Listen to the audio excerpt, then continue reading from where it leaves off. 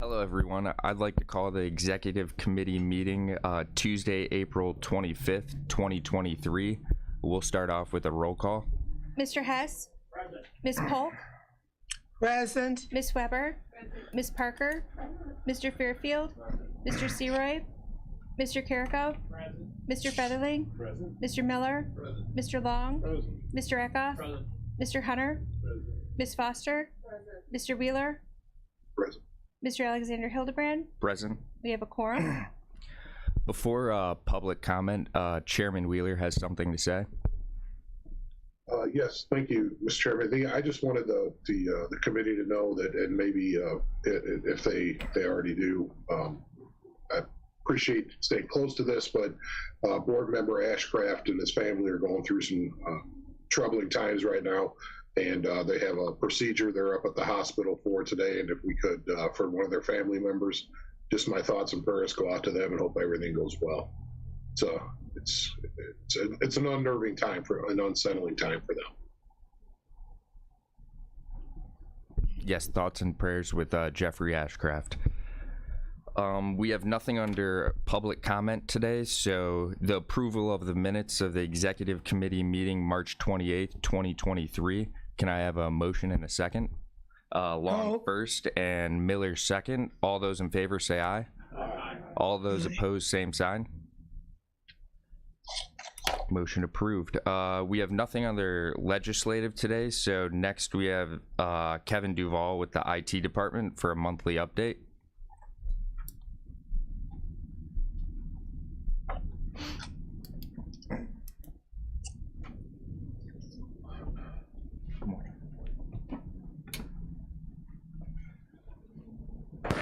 Okay, basically everything that we everything we discussed last time is still in effect. The projects I talked about are long-term projects. Working on the courthouse, we'll be working on that well into June.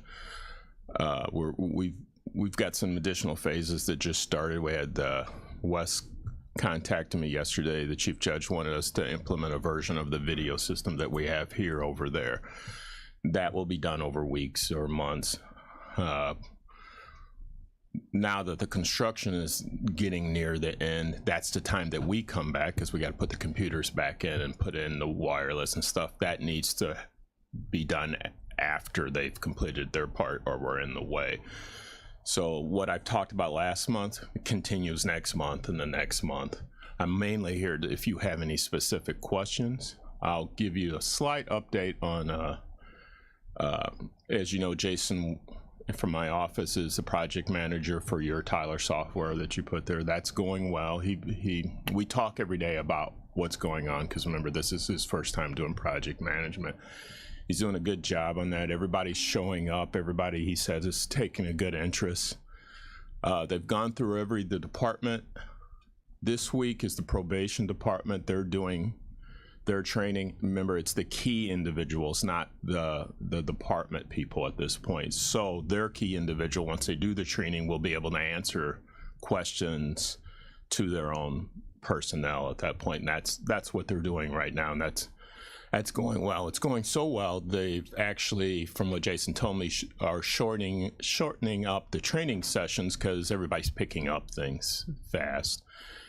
And I believe I said this before, that they actually came here, went through the various processes with the department so they know how their system, that doesn't mean they're necessarily changing their system, but they're making sure this is the best way that we recommend you apply our software in your environment. So it's been a very hands-on thing that they're going, and everybody, to your interest, is really taking a hands-on, very involved process.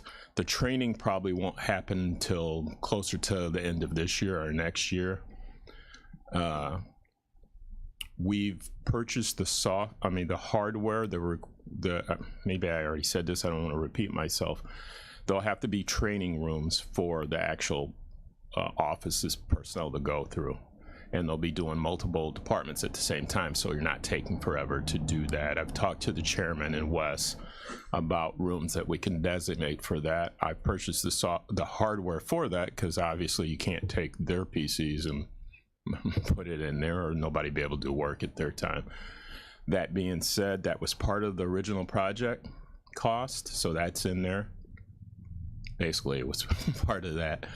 That equipment will all roll into one or two of the departments who haven't been, who aren't quite up to the standards of the Department of Hardware. So by that time, everybody will have relatively newest hardware possible at that time. So your training hardware will be going to good use. It won't just be sitting in a room somewhere. So everything's flowing pretty well. In between that, we're doing our normal stuff. We've had projects that were small one-off projects for the finance department. The recorder's office is doing an update for their software, which requires us to go through their machines. Most of the things we have set up, since we're a smaller office, we've set it up a few years ago so we can do it remotely. So it's less requiring like the old days where you had to physically go into the machine. We can write a script and send something out all at once. So other than that, do you have any questions?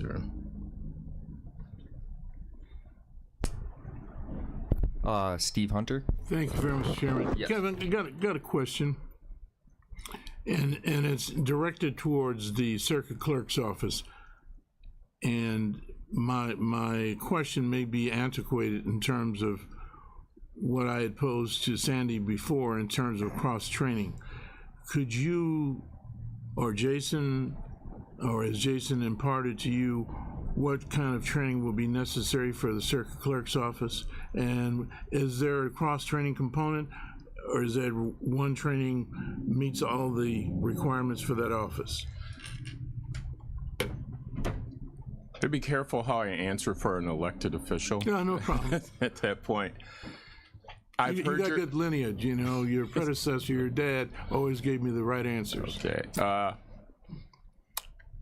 I've heard over the years you've asked that question. If I was her, I would have answered it a little bit different. She does cross-train. She just doesn't think of it that way.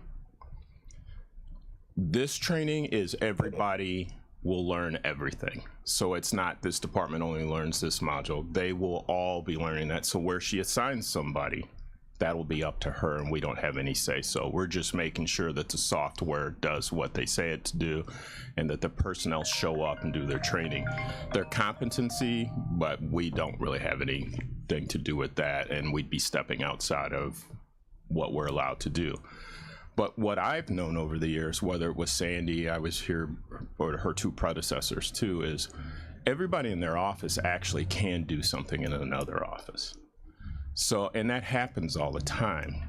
I think when you've asked the question, she just didn't quite understand. I understood exactly what you were asking, what you were asking, which is, all right, can everybody take over? Yes, they can. That's not how she necessarily lays them out, but everybody can do that. They just primarily work in their division. But she, and we know this because I have to go send Jason over when she does move somebody to somewhere else to move machines around, because that's quicker than resetting that up. And what they do, I don't want to, it's not simple, because that would be degrading what they do. They do a very important job. It's something that even if you didn't know that one aspect, within 20 minutes they can show you, and you know how to do that. So they are, from my standpoint, what I believe you're saying, they do all know how to do that. They just primarily concentrate on one thing. They will, you're saying? No, they do now. Okay.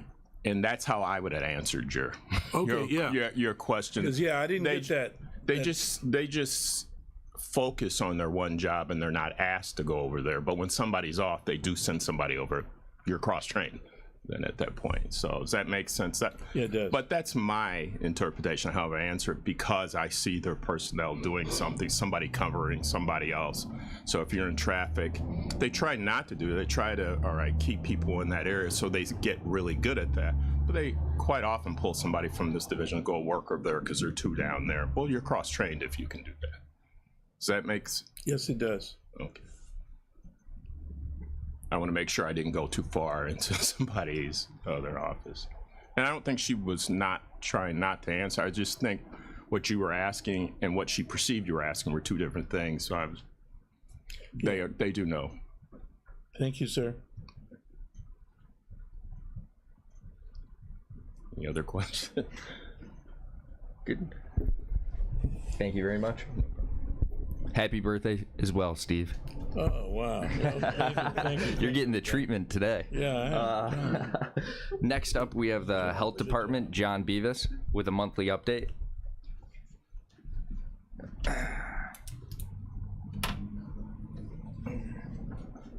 Good morning. Good morning, everyone. Morning. So, I gave you my report. I'll just go through a couple of the items I'd like to touch upon today. The county has gone back up to medium in terms of the COVID transmissibility as of last Friday. We've looked at the numbers as to why the state has 3 metrics now that they look at in regards to how a county moves from low to medium to high or down in reverse fashion, and that is due to either A, the number of cases that you're seeing within the community, which is not the case. We're still very low. It could be the number of deaths, which is not the case because we're at 386 and it's been over a month since we've had a death, so that's not the case. It's hospitalizations is the third metric. When it is over 10 per 100,000 people in your community, and Kankakee sits at just a little over 100,000 for its population based on the census. The CDC's number and the state's number for the county right now is at 11.1, so we're just barely. That's why over the last 4 weeks we've gone from low to medium, back to low, back to medium, is because we're sitting right at that fluctuation of some hospitalization. So what we're seeing currently is still a lot of older individuals with vulnerable conditions, chronic health conditions that are in the hospital for these purposes that have COVID.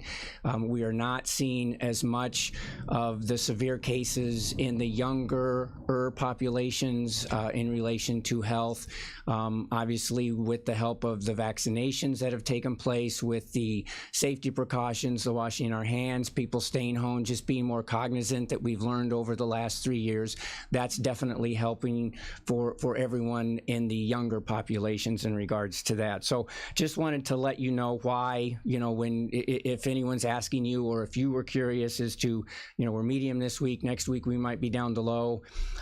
Last week, there were 6 counties in the state that were medium, and they were all in the northwest corner of the state. And so then this week it's 2 counties. The rest of the state is green, and it's Kankakee and Iroquois. So that is where, right now, if we drop back down to low, then the whole state would be green, and that's not happened since way back when. So, question on that? Yes, John. Why are we even tracking it if it's only 1%? Well, the health department's tracking it, and some people are curious about it. Maybe a lot of people still aren't curious, but it's part of our responsibilities to track all communicable disease, and some people still are curious, and I get asked questions by the media and or the radio stations in regard to those things. So I'm just reporting it. If none of your constituents are asking you, then great, good, but if they do, I'm just providing that education, that's all. Yeah. Just seems like there's a lot of other things. There's probably higher percentages of people in the hospital having heart attacks and heart failure and broken bones and things like that. So it depends on what you're in there for too. So well, COVID's kind of new. 3 years ago, yeah. This particular virus didn't exist. It's brand new, so we're still learning a lot about it. But obviously, things are getting better. So we are on the better side of this slide. But again, it just doesn't go away. It's still out in the community. It could still impact you. It could still impact somebody in your family. And it's my job to try to get that information out. If I don't, you'd be asking me why I'm not. No, it just seems like it's a low number for the state to even be worrying about it. Right. Actually. So, thank you. Mr. Fairfield? John, is that 11% or 11 cases? It's 11.1 people per 100,000. Okay.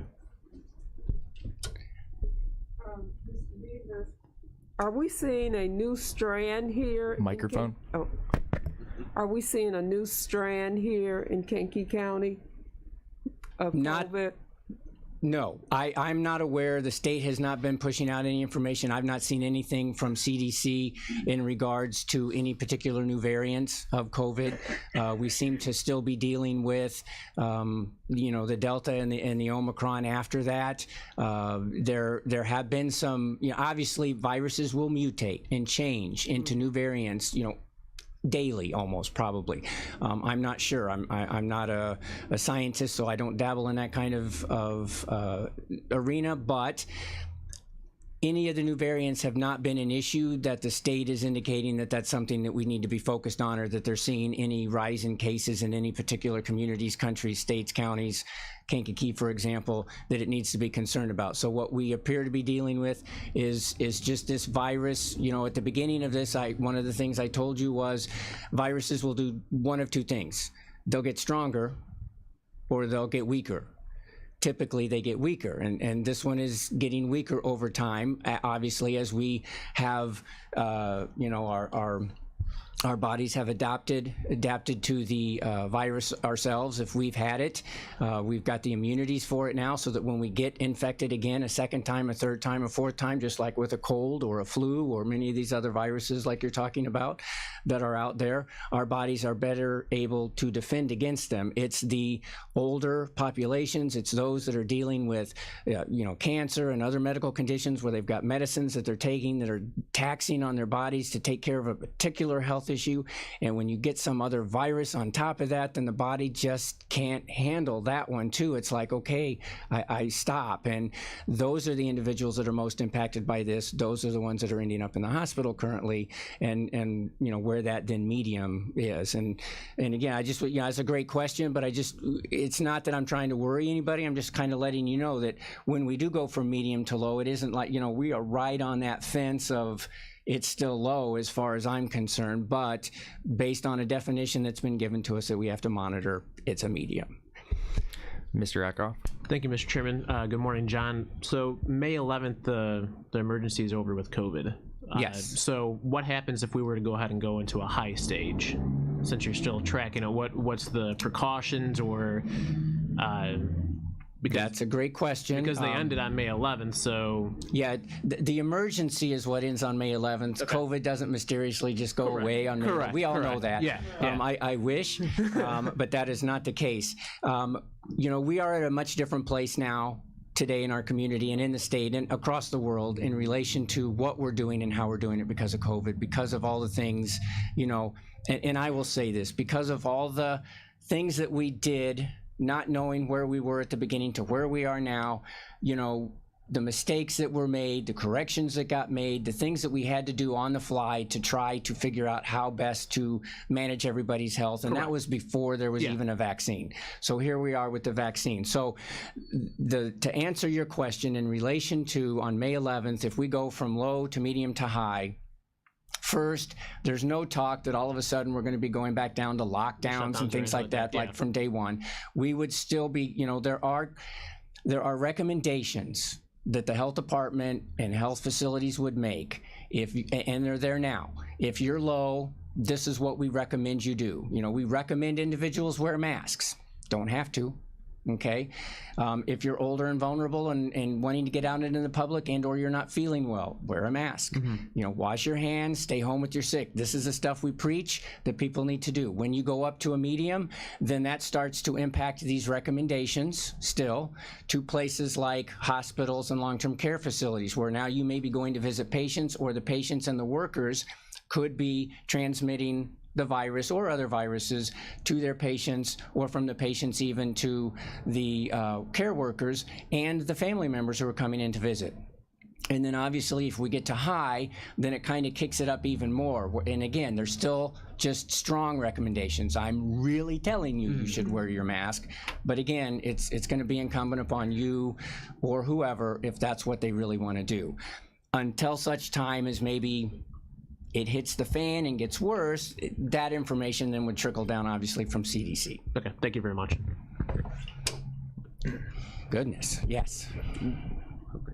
Mrs. Weber? I brought the article today to congratulate you on being named the innovator in social services. Well, you started asking questions, so hold on. I was going to get to there, but thank you very much. That's a good segue. If there's no other questions then about that with the transmissibility, I've also included, as I did last month for you, just a number of our upcoming events that we have scheduled, and we're getting people calling us up all the time for events that are going to be happening over the course of the summer.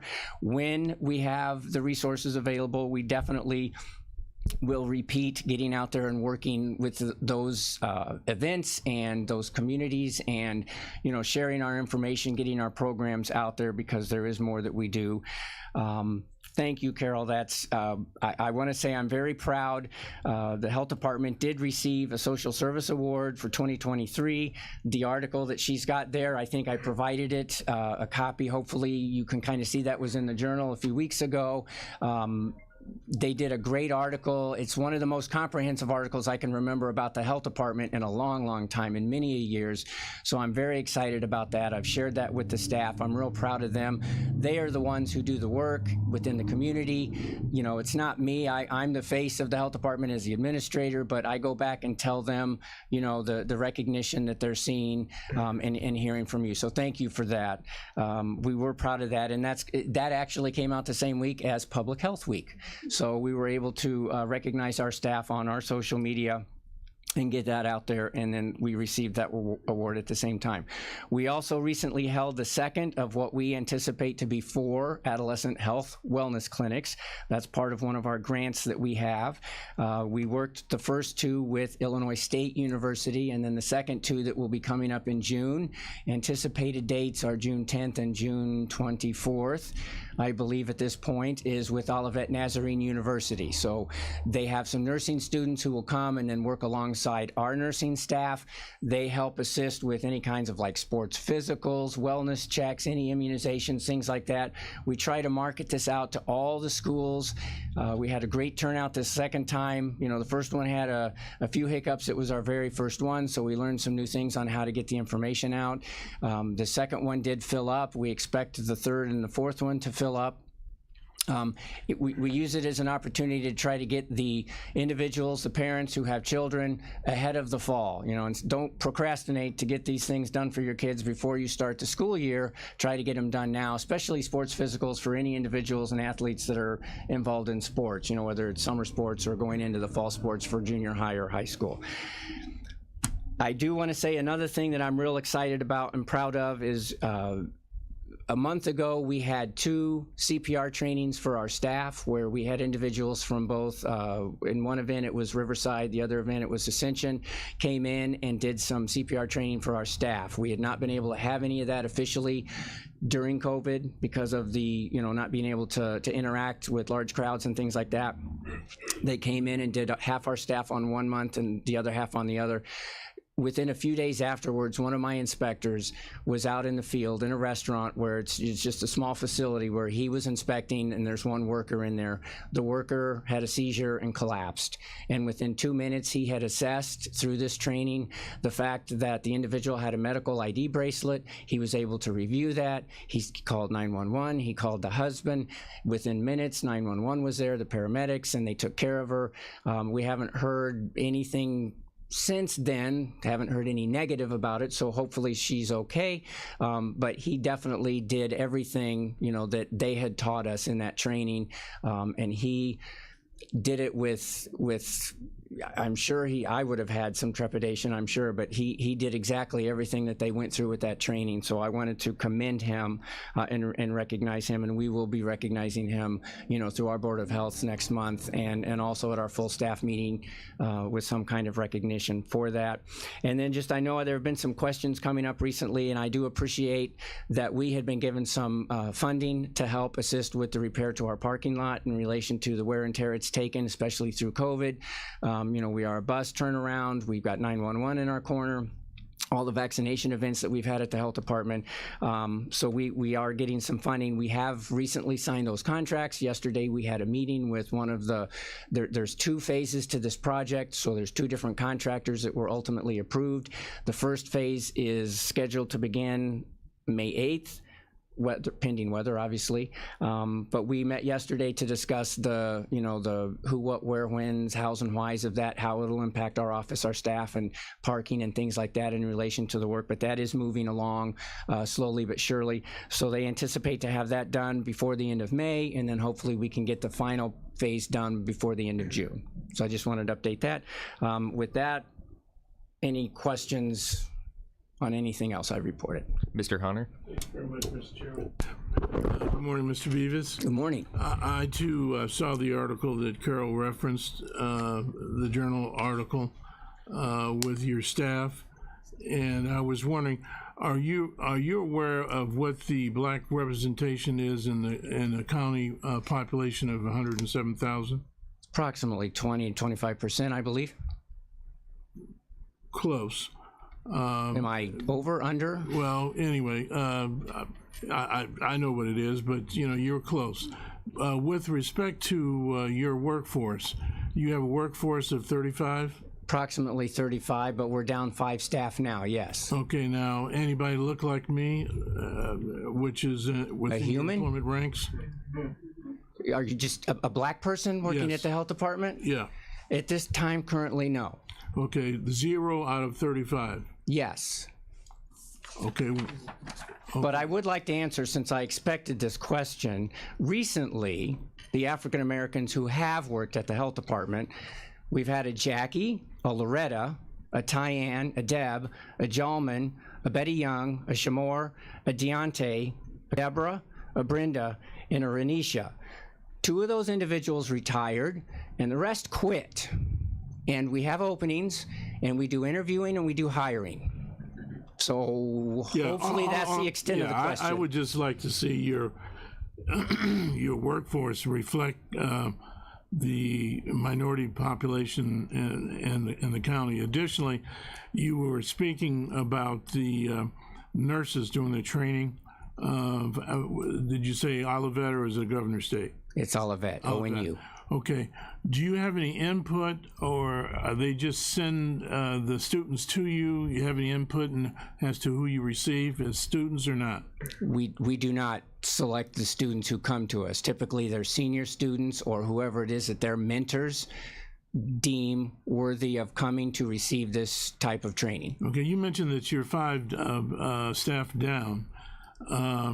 What employment categories or job titles are you deficient in, or Community Relations Specialist, that's a CSR. We're down 3 nurses and a nutritionist. Okay, with respect to your nurses, I know everybody and their mama wants nurses. A nurse can get a job anywhere in the world. Are your salaries comparable to the public-private sectors? No. Okay, meaning you pay less? Yes. Okay. Okay, so what incentives do you think you have that would be magnets or attractants to people working in the health department? Well, that's a great question, Steve, and we are definitely trying to get that message out there, especially now. Obviously, we cannot compete with the salaries that the hospitals pay, and with some of these traveling nurses that are being paid hundreds of dollars an hour to go to places where they need these nurses, we can definitely not compete with that, and we have a union contract, so I have to deal with that on top of all of this. But the health department is able to offer such things as we have a 35-hour work week. We work Monday through Fridays. We do not have midnights. You don't have to work weekends. If you're looking to get off that crazy horse carousel in the hospitals and working 3 shifts and midnights and never seeing your kids play in their softball leagues, come to the health department. We've got 13 holidays. We've got all kinds of full medical benefit packages. And so those are the types of things that we try to have historically tried to, advertise to individuals for those types of positions, because many of the other positions, Steve, you make a good point, we don't seem to have struggles filling those positions.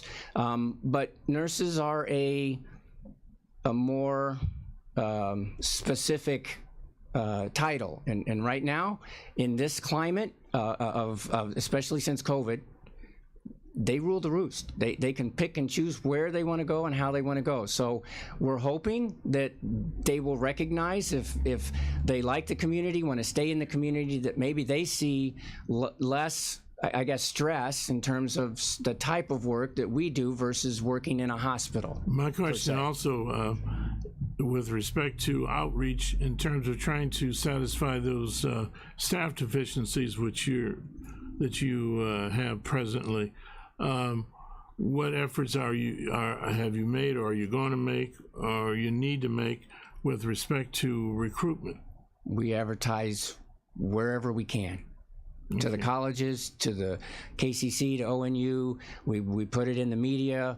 We send it out throughout the state. We put it in the places where Anita puts, we get recommendations, and when people give us new ones, we put it out there. If any of you know nurses that are looking for a job or potentially, recommend it to them, come to us. Yeah, well, I feel job fairs, very comfortable with your new board chairman. I mean, he shares a lot of information about your department, and I appreciate you being forthright in terms of citing what your vicissitudes are with respect to staffing. So I look forward to hearing some positive stuff in terms of you satisfying those staff deficiencies, not only in terms of minority community, but overall. Thank you. To that point, Mrs. Foster? Yeah. Are you advertising with black media so that you can potentially attract African Americans? Can you be more specific for me, please? Or I guess I'll make it easy here. Are we talking about the City News? That's one newspaper, but okay, but as far, black media is more than just City News. There's, Chicago papers where there's a more of a population of African Americans who probably, may have those credentials. I'm also talking about black radio. I know ONU, they advertise in the Chicago market on some of the black radio stations, and that's where they get their pool of black students. Also, some of the alumni associations. Myself with, we have a employment board. So if you would send me the job descriptions for the nurses, I can put that on my alumni service and see if that would attract any more African American. But to the point, you're true. Nurses right now are burnt out because of COVID. They're looking for other employment, but it's still, a worthwhile career, and hopefully we can get somebody for Kankakee. I agree. It is a worthwhile, yes. Anything else? Anybody else? Motion to leave? Yep, thank you, John. Have a good day. Thanks, you too. Next, we have schools, Frank Petkunis. We have nothing under schools, so we're going to move on to the Veterans Assistant Commission, Karen Smitansky. It doesn't appear she is here today. Can I have a motion and a second to accept her monthly report? Eckhoff first, Parker second. All those in favor say aye. Aye. All those opposed, same sign. Motion approved. Next is County Administrator. Anita will not be here today because she's attending another meeting, so we're going to be moving on to Administrative. Appointments, reappointments, and resignations. Can I have a motion to combine and approve? Long first, Featherling second. All those in favor say aye. Chairman Wheeler? Yes, I'd like to point out that the motion needs to be for the first three only. The other item, Mr. Dillman in the Grant Park Fire Protection District, needs to be considered separately. Okay, can we have a motion to combine and approve the first three? Yes. Long, Featherling second. All those in favor say aye. Aye. All those opposed, same sign.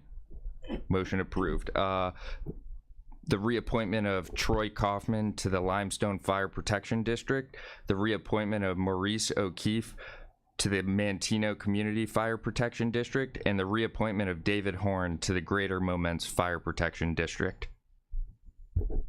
And then do I do All right. a motion? So Mr. Chairman. All the those in last favor item- say aye. All those opposed, same sign. Motion approved. That was for the first three. Correct? Or did I do that wrong? Yeah. I don't know, I may be wrong, but I just thought we voted twice. Next, we have the appointment of Scott T. Dillman to the Grant Park Fire Protection District. Parker with the motion, or Chairman Wheeler with the motion first, and Parker second. All those in favor, or Chairman Wheeler? Yes, thank you, Mr. Chairman.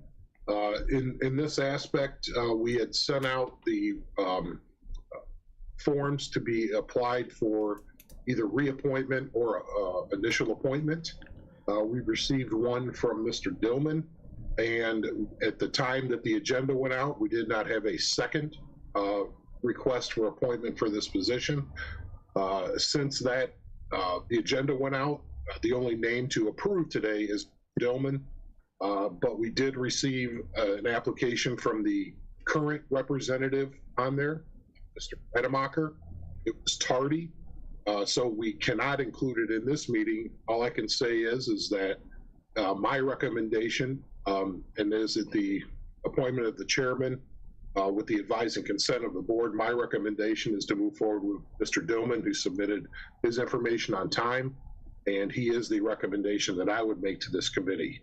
But our county code says that, I'm reading it here, the chairman's communications shall advise of the vacancy and solicit all interested parties by letter of qualification within 2 weeks of said vacancy. That happened. All applications shall be forwarded to the administration committee. We forwarded the ones that we had on time, but since we did have an extra one in, if there is any questions that the committee would have for if Mr. Dillman is in attendance or Mr. Rademacher, that would be appropriate, but the only matter that you can move forward on would be Mr. Dillman, because that's the only one on the agenda. I hope that makes sense, but I'm trying to keep this as clean as possible, even though the application process was messy from one of the applicants. Yes. Is there any questions? No questions. Mr. Wheeler had the first motion. Mrs. Parker had the second. All those in favor say aye. Aye. All those opposed, same sign. All right, Scott T. Dillman is appointed to the Grant Park Fire Protection District. Next, we have openings. We have one opening on the McGilvery Special Drainage District, one opening on the Kankakee County Convention and Visitors Bureau, one opening on the Kankakee River Valley Forest Preserve District Board, one opening on the University of Illinois Extension, one opening on the Cabri Area Fire Protection District, one opening on the Essex Township Fire Protection District, one opening on the Otto Township Fire Protection District, one opening on the St. Anne Fire Protection District, two openings on the Bourbonnais Fire Protection District, two openings on the Kankakee County Board of Review, and 5 openings on the Kankakee County Ethics Commission. Okay. Do we have any new business? Mr. Hunter? It's not, thank you very much, Mr. Chairman, it's not really new business per se. As a lot of you guys are well aware of the fact, I'm on the evaluation team that received the different social service proposals, and we vetted those, interviewed, amended, deleted, cajoled, vilified, all the above in terms of the proposals that were submitted. And, you know, based upon what transpired last evening, I was up in Chicago and having dinner with my family at the Michael Jordan restaurant. I got a phone call. They wanted to know if I had seen the committee, the Kankakee City Council Committee of the Whole. And I said, no, I had not. I was, you know, up north. And it's my understanding that the executive director of Fortitude moonwalk on in terms of receiving funds from the city.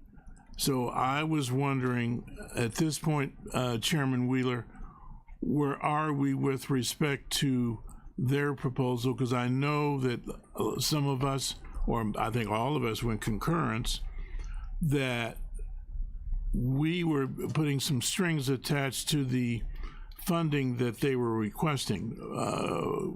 Candidly, when I would go to various meetings at the library and the meeting started at 9 o'clock, I had to wait because there were many individuals, homeless individuals, disheveled. It's, you know, and candidly, some people probably in need of services, and I won't specify what services they needed, but we were saying that we would like Fortitude to have day programming for their clients, and I was wondering, Chairman Wheeler, have you had any more contact with Fortitude, because our relationship with them has been somewhat contentious in terms of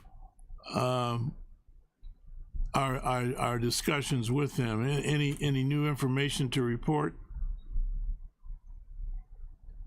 Well, we are going to, and thank you, Mr. Hunter, for that. I didn't know that there was anything still going on with the city, but Mr. Hunter is correct. The evaluation committee, you guys, at least you should remember, we don't make the decisions. We make recommendations to either this committee, finance, and to the full board. And so those come across in that manner. Initially, Mr. Hunter is correct that we looked at that. They requested $150,000. We basically are not funding infrastructure, you know, the brick and mortar, if you will. We told them operations, and specifically in a letter well over a month ago, we had sent them saying, hey, we want to recommend $150,000 to the board, but for $75,000 in two separate tranches. One this next year and one, you know, for the 24 or 25 year for day programming, just as Mr. Hunter said. And it's not anything to do with really appearance. It's frankly, it's what is the goal and the role of a homeless organization? Is it to house people overnight, or is it to house people overnight and try to get them out of that situation? And we feel that, at least the committee did, that just opening the doors and booting everybody out in the daytime is not necessarily an appropriate thing to do if you're trying to get people either into substance abuse, mental health, job training, any of those other things that we've partnered with other organizations to do. So we did not hear back from Fortitude. We sent that letter.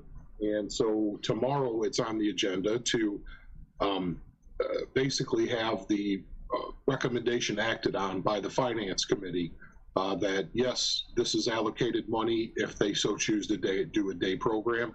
And then we could award after the 2 years all the way through 26 if they seem to have gained some traction and get people into permanent housing and jobs and into the treatment or the services that they need. So that's a summary for this committee, but tomorrow is when we would act on that, if you will, as a finance. Thank you. And I wouldn't say that we have a hostile relationship. I will say that I found it rather odd to walk into a private meeting to discuss this and found the newspaper sitting there. I thought that was dirty pool, and frankly, it seemed intentional. I will just mention that to this committee, but it doesn't impact our needs on a day program for downtown Kankakee and the homeless population. As the chairman indicated, you know, there's been quite a bit of discussion regarding this particular matter. And we wanted to do something in tandem with the city of Kankakee, in as much as that, you know, Watson from Bradley, Shore from Bourbonnais, I think Nugent even as well too. Can't remember the other entities that were going to provide resources to Fortitude. You know, the county seat here, the city of Kankakee, those individuals were concerned because it seems as though everybody's pushing their concerns and their, people towards the city of Kankakee. So I don't know where that is at this point. I have to take a look at the committee of the whole video from last night, but I got somebody, I received a phone call from somebody who was one of the city council members and wanted to know what I thought. I hadn't seen it, so it'll be interesting to see what we do tomorrow, in as much as that they have backed out of, and I don't know how to define backed out from the city of Kankakee. So, I'm a little shaky in terms of voting affirmatively for Fortitude at this point, unless they, as we had indicated with the evaluation team, those individuals who are in their programming need life skills, and they need to do that, and we don't need to see cops trying to protect the gazebo area, thus utilizing the public safety resources in downtown Kankakee for keeping those individuals, those clients, from maladaptive behavior. Thank you, Mr. Hunter. Any more new business? Any old business? Mr. Featherling? Can I make a motion to adjourn? A motion to adjourn by Mr. Featherling? Or Mr. Hess? All those in favor say aye. All those opposed, same side. Motion carries.